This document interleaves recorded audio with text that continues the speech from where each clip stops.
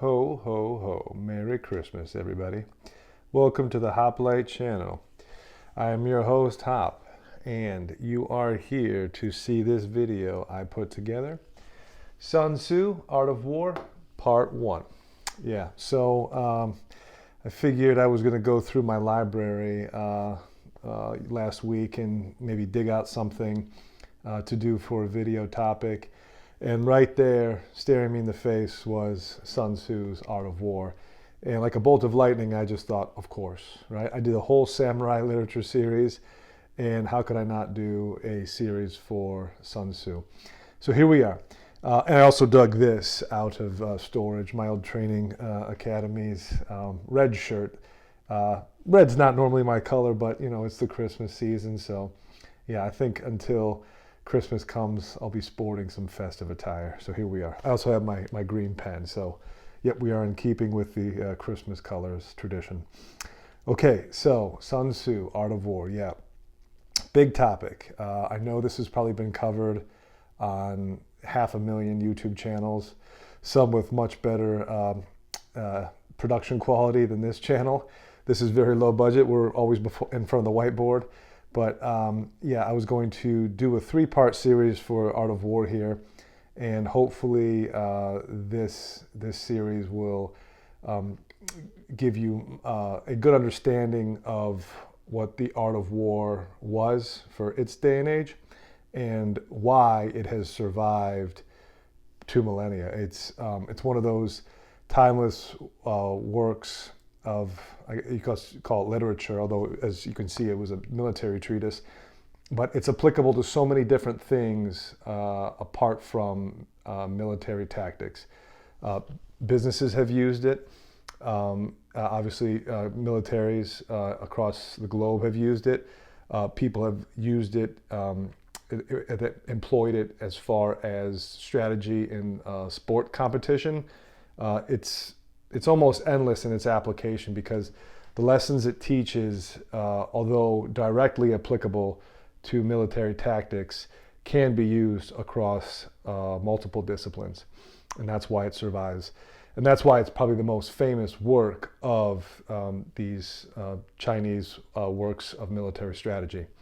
Yeah, okay, so let's talk about some of the history behind Sun Tzu and his work, and we will take some selected readings for these 3 parts from the Art of War itself right here. And this is a translation by Ralph D. Sawyer. I think this is probably one of the most popular Sun Tzu Art of War translations you'll find. It's fantastic, and even though the book looks like it's 300 some pages, I want to say the actual work itself, the Art of War, is a third of the book. So it's barely 125 pages. It's a quick read, but it's worth reading more than once. And I suggest, if you have read it before, pick it up again and give another read, because I did the same thing, thinking that, I read it once and that was good and I knew everything it had to teach. But then I picked it up years later and read it again, and I gleaned new information that I had before not really paid much attention to. Yeah, it's one of those. It's one of those works that definitely is worth reading more than once, and you'd be best served giving yourself some space in between the readings to come back to it and then refresh your memory after you have read it the first time, in my opinion. Okay, so let's talk about Sun Tzu. So as I said, this work is a Chinese military treatise. It's written, believed, sometime in the 5th century BC, which is a long time ago. Oh yeah. The author, Sun Tzu, which translates to Master Sun, he was actually born Sun Wu. And he was born in 544 BC in the Zhao Kingdom. And he died in 496 BC, also in the Zhao Kingdom. And the Zhao Kingdom was just the dynasty in which he lived. And his period, the period in which he lived, was the spring and autumn period. And that would have been from 771 to 476 BC. So just for a frame of reference, the Battle of Thermopylae that the 300 Spartans fought in against King Xerxes and the invading armies of Persia and Greece, The Battle of Thermopylae happened in 480 BC. Okay, so Sun Tzu had died 16 years prior to the Battle of Thermopylae. That's how far back this military treatise goes. And it's incredible that it's still in print today. It's 2,500 years old. It's astounding. Okay, right. So we know that Sun Tzu was a Chinese general. He was a strategist, obviously, and he was a writer and philosopher. Sounds like a cool dude in my book. He served King Helu of Wu, and this began in 512 BC. So he had a very brief life by modern standards. He didn't make it to his 50th birthday. He died around 48 years old, but he rose up fast through the ranks. And we know because of his service to King Helu, he won many victories. And because of his success as a general, this inspired him to write his Art of War and hand down a manual to Chinese military leaders or officers who would be coming up through the ranks after him as to how he succeeded and why. And the Art of War is broken into 13 chapters. The chapters have different titles, but they discuss troops, tactics, terrain, psychology, and even philosophy, and incorporates many different themes along these lines with tactics and psychology, with terrain and the philosophy of using it. It's very deep in some segments, and in other segments it's very mundane and straightforward. But that's what's half the fun about it. So we know that the Art of War is considered one of the 7 military classics in Chinese history. And the other works are as follows. Zhang Ziya's 6 Secret Teachings. And I'll put a picture here of Zhang Ziya's portrait. Yeah, they say, some people say size doesn't matter. Well, get a look at Zhang's brain pan, and yeah, try telling him that. I mean, that guy has, room in there for 2 brains. Yeah, a smart dude. So the next, second work, we have The Methods of Sima. And then third, we have, as mentioned, Sun Tzu's Art of War. Fourth is Wu Qi's Wuzi. Fifth is The 3 Strategies of Huang Shigong. 6 is Wai Liuzi. And 7, Questions and Replies between Tang Taizong and Lei Weigong. Right, so these are the 7 military classics, and these works were required reading by Emperor Shenzong in 1080 AD. So even after Sun Tzu had written this, practically 1,000 years later, Emperor Shenzong required it to be included among the 7 military classics, so that officers and military leadership in the Chinese dynasty would be familiar with the forefathers' wisdom and how their time in the spring and autumn period and the other eras gave China such prominence as it came to military achievement. Emperor Shenzong, he essentially told officers, if you're going to be a proper leader, you have to be a proper thinker. And these 7 classics were required of them to know and to study. So it's not dissimilar from reading requirements in the United States that some officers are required to read at West Point Academy if they intend to graduate. Same thing going on with Emperor Shenzong. Okay, so Sun Tzu, born and died 2,500 years ago, but probably synonymous with Chinese military history and tactics. It's hard to really even talk about it without his name coming up. So, as I said, this is part 1. We're going to take some selected readings here, and I will put go-bys as I always do so you can follow along, and then we shall discuss. Okay, and we open to Chapter 1 right off the beginning, Initial Estimations. Sun Tzu said, "Warfare is the greatest affair of state, the basis of life and death, the way, or Tao, to survival or extinction. It must be thoroughly pondered and analyzed." Okay, so, first paragraph, no surprise, Sun Tzu says, warfare is the greatest affair of state. And I think you could probably make an argument that he is correct, because warfare, as von Clausewitz would say, is politics. Politics is warfare by different means. But warfare is the end-all be-all. If your state cannot solve something diplomatically, if your state cannot live peacefully with its neighbors, well, then it's the greatest affair of your state, because it determines your survival. And it has to be thoroughly pondered and analyzed. And that's what we're about to do. Let's move on. In the next paragraph, he says on page 167, therefore, structure it according to the following 5 factors. Evaluate it comparatively through estimations and seek out its true nature. The first is termed the Tao, the second heaven, the third earth, the fourth generals, and the fifth the laws of military organization and discipline. The Tao causes the people to be fully in accord with the ruler. Thus they will die with him, they will live with him and not fear danger. Heaven encompasses yin and yang, cold and heat, and the constraints of the seasons. Earth encompasses far or near, difficult or easy, expansive or confined, fatal or tenable terrain. The general encompasses wisdom, credibility, benevolence, courage, and strictness. The laws for military organization and discipline encompass organization and regulations, the Tao of command and the management of logistics. There are no generals who have not heard of these 5. Those who understand them will be victorious. Those who do not understand them will not be victorious. All right. So this is interesting, right? This passage here, I almost believe it's as though Miyamoto Musashi, who I covered in the Samurai Literature series, was taking some notes here from Sun Tzu's Art of War, because he says that there are 5 factors in the estimation and the understanding of warfare at its true nature.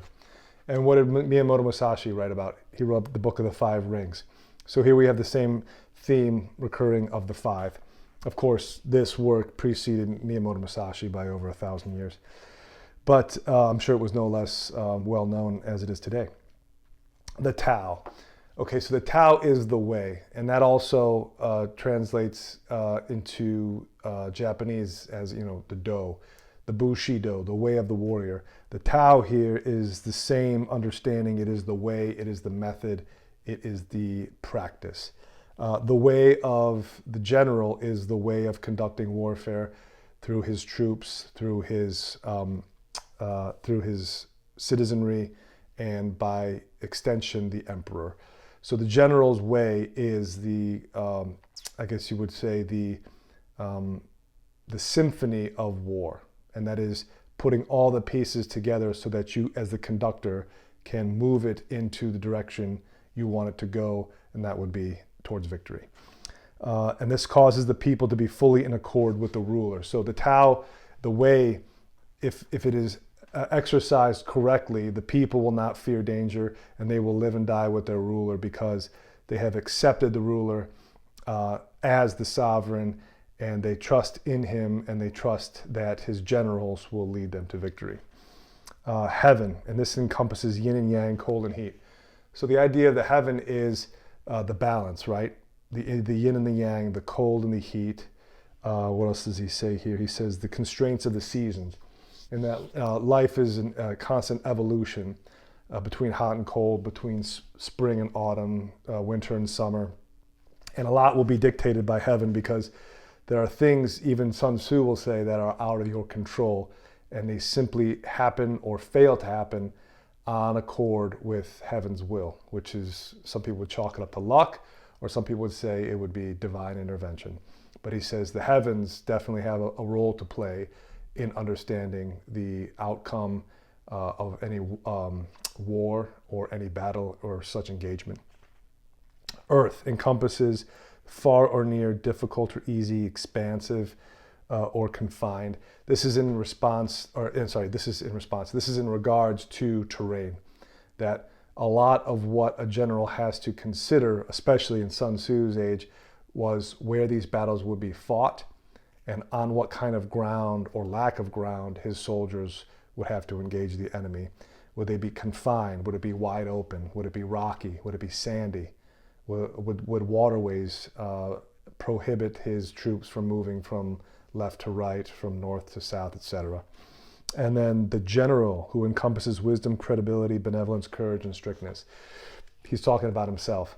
So he's saying the general obviously is one of these 5 factors, because he is as the extension of the king or emperor, represents him on the battlefield. And he must behave as though the entire empire rests upon his shoulders. So he must show courage, benevolence, wisdom, all those virtues. And lastly, the laws for military organization, encompassing organization and regulation. This is essentially his understanding of military discipline. The Tao for the people is the belief that their generals and their emperor will see to their welfare. The laws, as he refers to the 5th understanding of warfare, is the discipline and the ability of the military to abide by its own code and to uphold its own standards.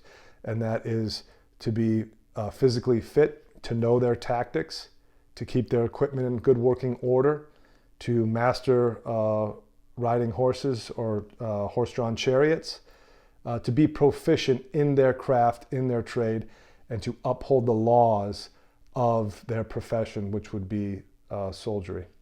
Okay, let's move on. This is on page 168, same chapter. Warfare is the way, or Tao, of deception. Thus, although you are capable, display incapability to them. When committed to employing your forces, feign inactivity. When your objective is nearby, make it appear as if distant. When far away, create the illusion of being nearby. Okay.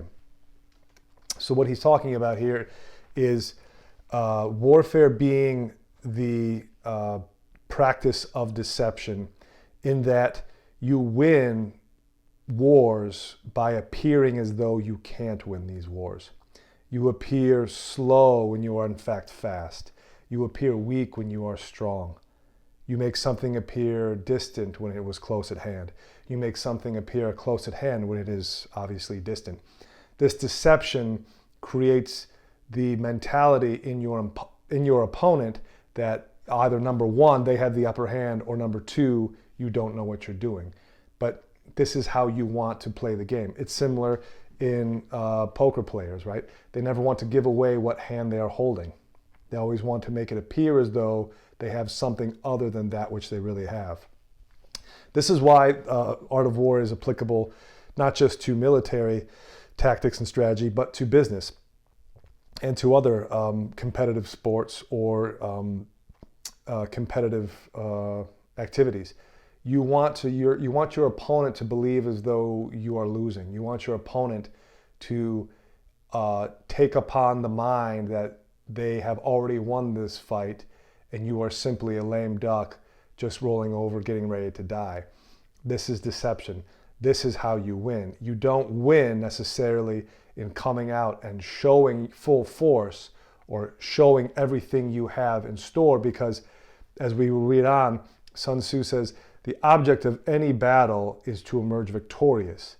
The person or the army that can win a battle without having to fire a shot or swing one sword has achieved perfection, because through means of deception, they have convinced their enemy that the war is not worth fighting, or surrender is the only option because they're up against a superior force.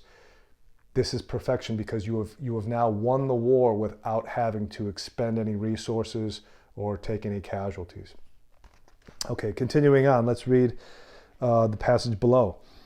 Display profits to entice them. Create disorder in their forces and take them. If they are substantial, prepare for them. If they are strong, avoid them. If they are angry, perturb them. Be deferential to foster their arrogance. If they are rested, force them to exert themselves. If they are united, cause them to be separated. Attack where they are unprepared. Go forth where they will not expect it. These are the ways military strategists are victorious. They cannot be spoken of in advance. Right, so as I was saying, this is what you do to win. You always appear as though you're going to do X when you intend to do Y. Or sometimes you do Z.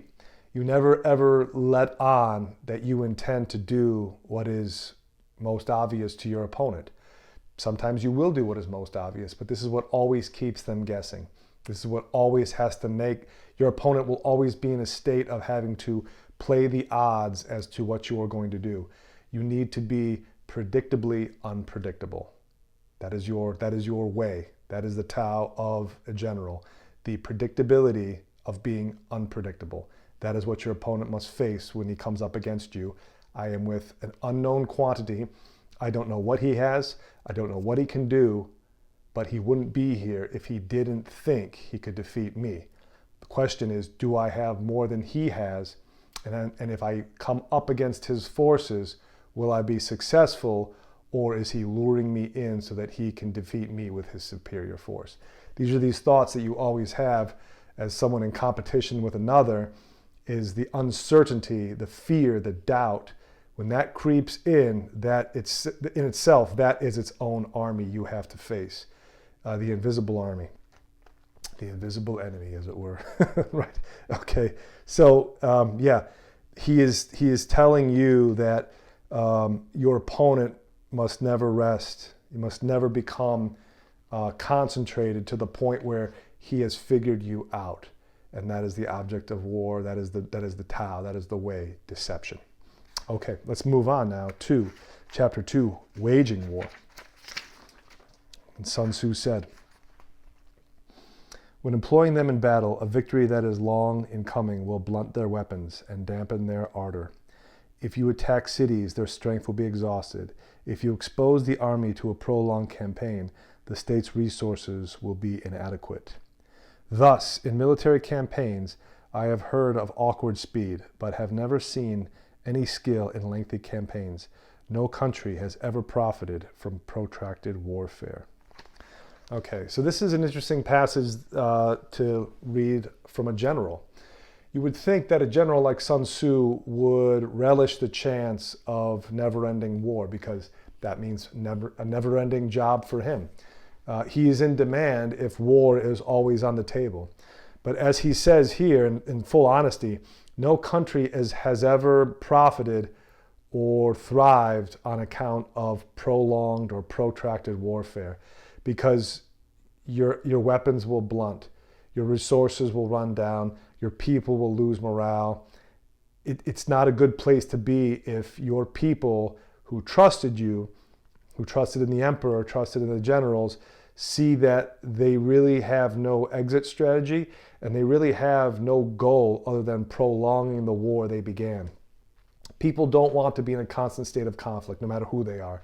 Even the most belligerent people throughout history required times of peace, because to be in that constant state of war is debilitating. Even if you're winning, eventually, just by attrition, you will exhaust yourself, and gravity will take over and you will fall. So as he says here, no country ever profited from protracted warfare, and if you attack cities, their strength will be exhausted. He's saying that if you intend to defeat your enemy, you go to the heart of where the enemy has its resources, where it keeps its soul. And if you attack that, and you break the spirit and you break the soul, then you can avoid prolonged warfare. But if you dance around it and you become bogged down in these skirmishes, and you bog down in these battles that really don't produce net benefits, you are putting yourself in a trick bag, because now you're in a war that you can't just call off, and you also aren't making any substantial advancements, so what you have is stagnation. And stagnation for militaries is one step away from the grave. And I think in the West, in the modern era, we would be wise to read these words of Sun Tzu and learn to pick our battles and become very, very, very selective when we pick our wars. Okay. Next passage, same chapter, page 174. Thus, the wise general will concentrate on securing provisions from the enemy. 1 bushel of the enemy's foodstuffs is worth 20 of ours. 1 pickle of fodder is worth 20 of ours. Thus, what motivates men to slay the enemy is anger. What stimulates them to seize profits from the enemy is material goods. Treat the captured soldiers well in order to nurture them for our use. This is referred to as conquering the enemy and growing stronger. Okay, he says a lot there. So in the first stanza, he talks about 1 bushel of the enemy's foodstuffs is worth 20 of ours. So this is interesting because what he's talking about is breaking the enemy's will and doing it through their stomachs. I think it was Napoleon, I believe Napoleon said it, an army marches on its stomach, right? A well-fed army can march and fight and maintain morale. An army that is running out of food or even facing starvation, its morale will proportionally plummet with its hunger. As the hunger increases, the morale will plummet. And he's saying that 1 bushel of their food is worth 20 of ours, meaning if we can steal 1 bushel of their food and add it to ours, it will be as though we gain 20. Because by breaking their will and removing their food source, we are that much closer to victory. Secondly, he says, anger is what motivates men to attack and kill their enemy. But seizing profits is what motivates men to attain material goods. So it's the yin and the yang here. It's anger will bring you to kill someone, but greed or envy of goods is what motivates you to steal.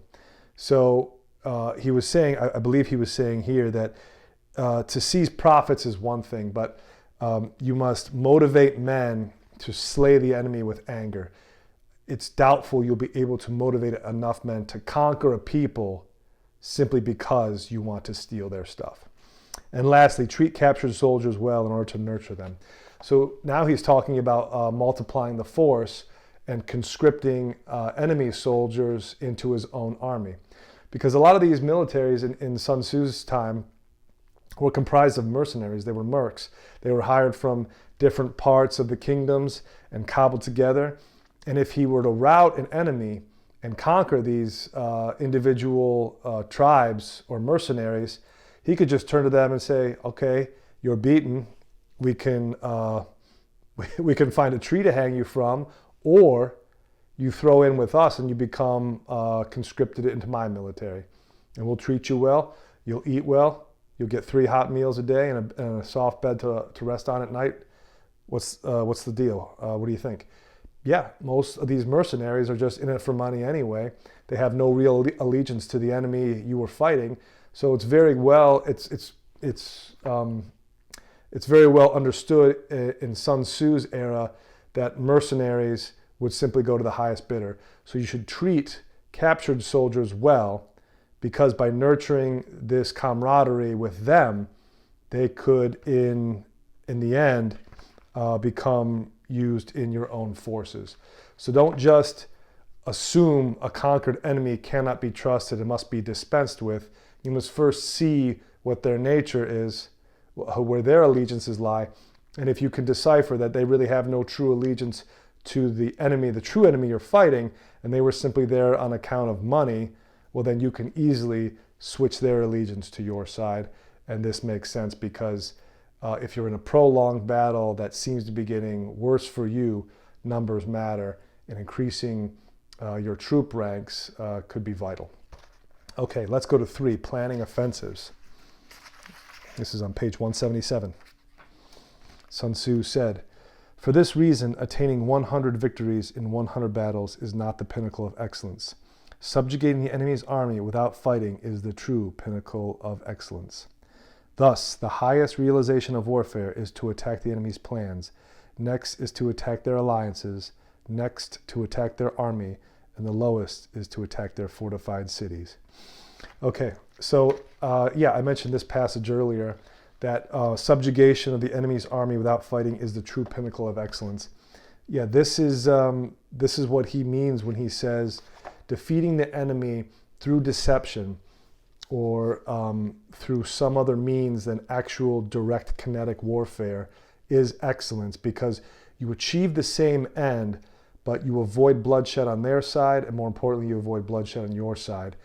And if you can increase the territory of the Zhao kingdom and it costs the emperor nothing, well, I think you're going to have a job next time around. And the highest realization of warfare is to attack the plans, next their alliances, next the army, and the lowest their cities.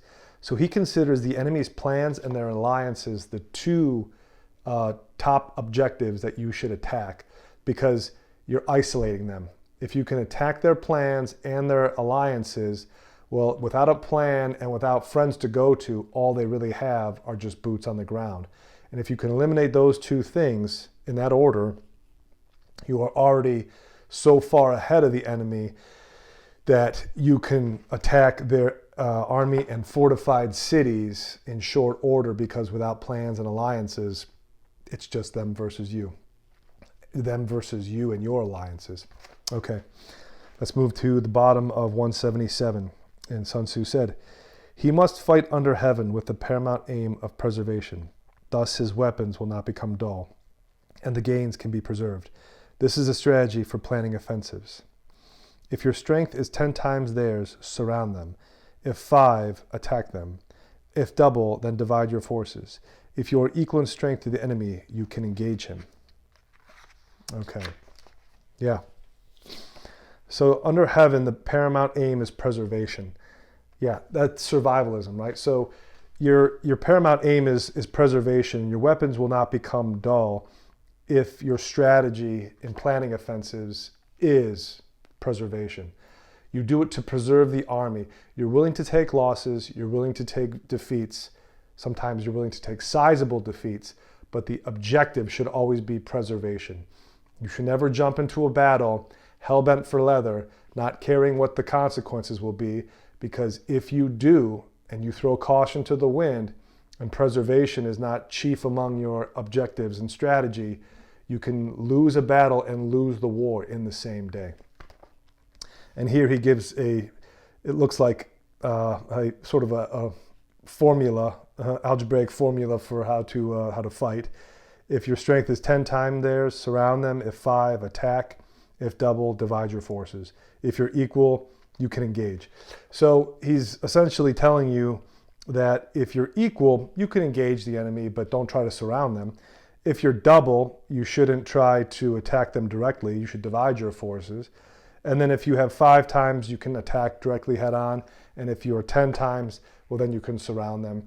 But this is cautious. This is prudent tactics, fighting an enemy, knowing what your size is and ostensibly what your strength would be as well, but not getting too far ahead of yourself saying, oh, we have 5 times, well, we can surround them. He's saying, no, you need 10 times to do that.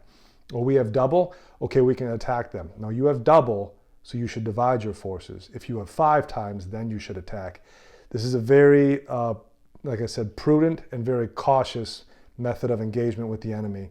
Sun Tzu would not tell you to bonsai charge with double the strength at your enemy, because even though those odds appear very favorable for you, there are other variables at work that you may not be aware of, and that double number you have could be decimated in the first hour or two of the engagement, and now your double strength is equal their strength, and you're in a war with 50-50 odds.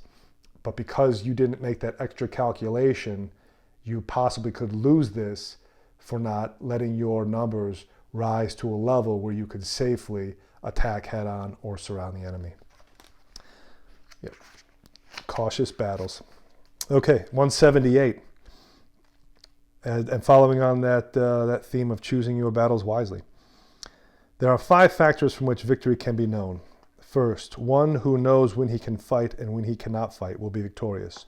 One who recognizes how to employ large and small numbers will be victorious. One whose upper and lower ranks have the same desires will be victorious. One who fully prepared awaits the unprepared will be victorious. One whose general is capable and not interfered with by the ruler will be victorious. And lastly, these 5 are the way to know victory, the Tao. Thus it is said that one who knows the enemy and knows himself will not be endangered in 100 engagements. One who knows neither the enemy nor himself will invariably be defeated in every engagement. Okay, that's a good one to end on. So one who knows when to fight and when he cannot fight will be victorious. Makes sense. One who recognizes how to employ large and small numbers will be victorious. Sure. If you're in a confined space, that's when you use smaller numbers, right? I mentioned the Battle of Thermopylae. That's where the Greek Spartans were able to withstand a multitude of Persians coming through a very narrow channel in the mountain passes in Greece, and bottlenecking their forces where 300 professional Spartans could engage thousands of Persians and still hold the ground.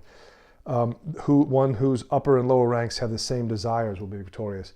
Right, so if your officer is fighting for money and promotion, and your private is fighting just because it's his job and he wants to get, enough money together to buy a house, well, now you have two different ranks fighting for two different things. The private is just fighting for a living, whereas the officer is fighting for a better standard of living. But let's say you're in a war and the officer is fighting to save his life and to save the life of his country, and the private is fighting for the exact same thing.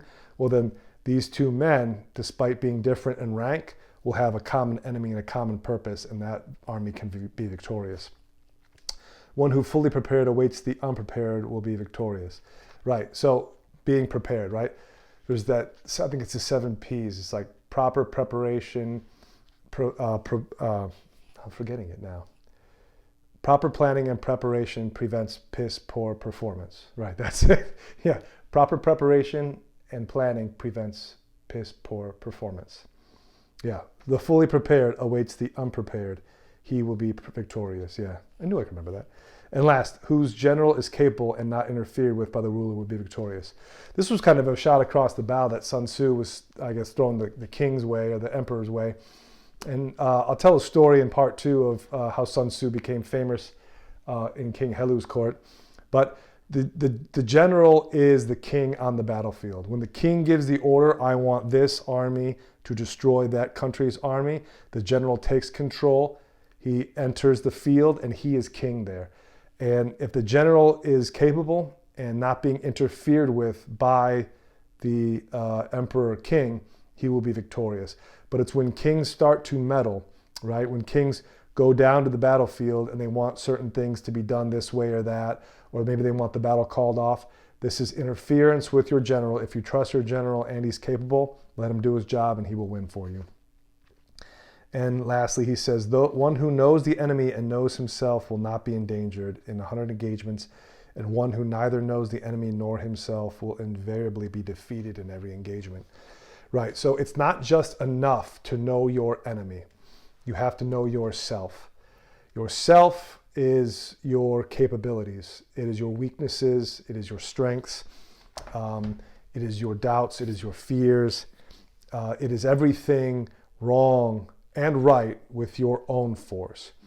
You must understand yourself just as well as you understand your enemy's weaknesses, strengths, capabilities, its liabilities, etc. If you don't know either, you are going to lose. If you know both, you will probably win. And that's what he was saying. Don't go into battle half-cocked either. I know everything about myself, but I know nothing about the enemy. You're going into a battle 50-50. I know nothing about myself, but I know everything about the enemy, or I know everything about the enemy, but nothing about myself. Same rules apply. 50-50 shot. That's a coin toss. Don't go into that battle. And definitely don't go into battle if you don't know anything about your own military or the enemy's military, because that's flying blind. Go into your war knowing everything you can about yourself and your enemy, and you will win. And that was Sun Tzu's last bit of advice here for part 1. Okay, we will pick up part 2 and continue on with the Art of War and more readings. This work, despite being how short it is very calorie rich. It's very dense, and I highly recommend it be in your library if it isn't already. It's one of those books that will last the test of time. I think if it's lasted 2,500 years, it's going to last 2,500 more. And so much of it is applicable to, as I said in the opening of this video, so much is applicable to other facets in life aside from warfare. And that's one of the main reasons I believe it's so widely read. Yep. So this has been the Hoplite channel. Again, we are counting the days down to Christmas. This is my early Christmas present to you all, a 3-part series for Sun Tzu and his Art of War. Yeah, so we'll pick up with part 2 shortly here. I think, yeah, probably this week I will bang out parts 2 and 3, and we'll finish it up before Christmas. But in any event, I hope you're all doing well. I hope you're getting ready for Christmas and enjoying the season thus far. So yeah, we'll see you here next time. Till then, Merry Christmas. Take it easy.